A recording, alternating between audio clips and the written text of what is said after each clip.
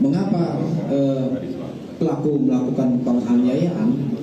Ini motifnya adalah karena pelaku kesal melihat korban seperti tidak respon terhadap ibu teman korban yang bernama, saya inisial, Ibu SM, ya.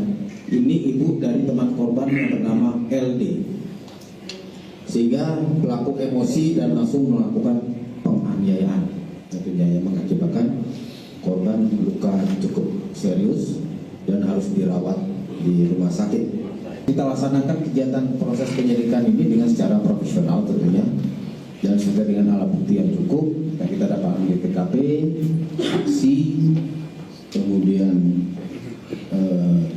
bukti digital dari CCTV, rekaman CCTV di tempat kafe tersebut.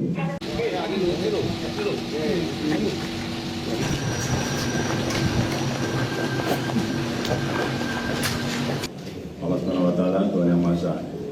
Sore yang berbahagia ini saya tahu ini momen yang mereka dengan tunggu. Oleh Pak JPMO, Pak Mokes Anwar.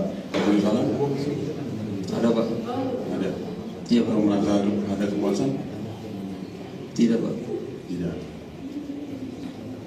Apa bentuk penyesalannya? Saya menyesal Pak telah melakukan penganiayaan terhadap korban Pak, dan saya juga meminta maaf kepada korban Lutfi dan keluarganya. Minta maaf. Dan keluarganya Pak. Bisa ngadep sini Pak, langsung ini banyak. 11. Kamera. Dia Pak. Kamera untuk mohon maaf.